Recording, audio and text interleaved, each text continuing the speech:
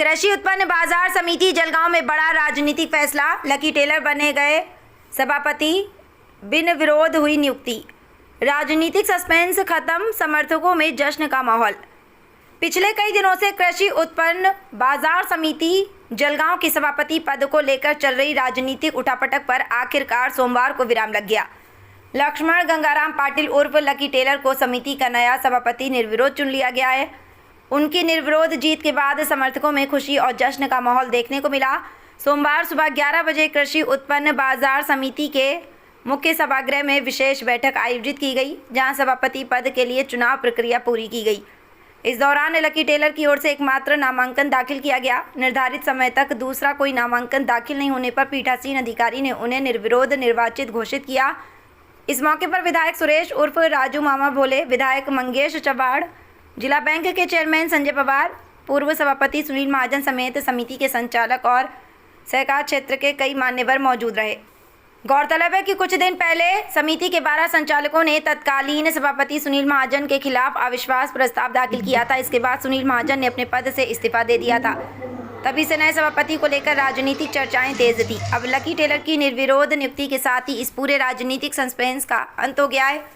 नई नियुक्ति के बाद अब कृषि उत्पन्न बाजार समिति के कामकाज और किसानों से जुड़े विकास कार्यों को गति मिलने की उम्मीद जताई जा रही है। जलगांव शहर से शाहिर तेली की रिपोर्ट, वीके टाइम न्यूज लाइव के लिए। आज जळगाव कृषी उत्पन्न बाजार समितीला माझी जी बिनविरोध निवड झालेली आहे, याचं सर्व श्रेय गिरीश भाऊ, मंगेश दादा, गुलाब भाऊ, देवकर अप्पा, श्यामदादा, आमचे संजू भाऊ आणि आमचं सर्व संचालक मंडळ यांनी, राजू मामा यांनी सर्वांनी आम्हाला म्हणजे बिनविरोध करण्यासाठी मीटिंग करून आणली आणि सर्व संचालकांनी त्याला मदत केली। आगामी काळात कशी वाटचाल राहील या बाजार समितीची? आता आगामी काळामध्ये जेवढं चांगल्यात चांगले कामं करता येतील, शेतकऱ्यांसाठी शेतकऱ्यांचा मेळावा लावणं असेल, शेतकऱ्यांसाठी ज्या ज्या सुविधा मार्केटमध्ये उपलब्ध करून द्यायच्या असतील किंवा सर्व संचालक मंडळांनी ज्या ज्या सूचना मांडल्या त्या पूर्ण करायचा मार्केट कमिटीतून प्रयत्न केला। सर्वानुमते आणि एकमताने पक्ष श्रेष्ठ गिरीश भाऊ असतील, गुलाब भाऊ सगळे मिळून मित्र पक्षाचे सगळे समन्वयाने लकी अण्णांची एकमताने निवड करण्याचं ठरलं। सकाळी बैठकीला राजू मामा होते, आम्ही सगळेजण होतो, पक्षातले प्रमुख लोक होते, मित्र पक्षातले संजय पवार असतील, सगळ्यांनी। आणि तेवढा एकच फॉर्म आला, तशी त्या एका फॉर्ममुळे आज लकी अण्णा बिनविरोध सभापतीपदी निवड झाली।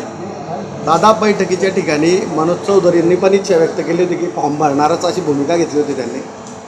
बघा, इच्छा व्यक्त करणं हे लोकशाहीला, मला असं वाटतं की लोकशाहीसाठी चांगलंच आहे आणि तो त्यांचा अधिकारी आहे। माझ्या मते मनोज बापू नाही तर आमचे अजून तिथं चौधरीजी म्हणून संघटनेत काम करणारे अनेक वर्षापासूनचा एक कार्यकर्ता आहे, सगळेच जण तिथं अजून 5-7 जणांनी इच्छा व्यक्त केली। पण शेवटी एखाद्या पदावर पद एक असल्यामुळे नाही एकाच जणाला देता येतो। मधल्या काळात, मागच्या काळात लकी अण्णांना ती न्याय द्यावा अशी भूमिका असताना त्यावेळेस ते होऊ शकलं नाही, म्हणून आता त्यांना तो न्याय द्यावा असं पक्षश्रेष्ठींनी सांगितलं। येणाऱ्या काळात अजून काही लोकांना त्यात आपल्याला सामावून घेता येईल।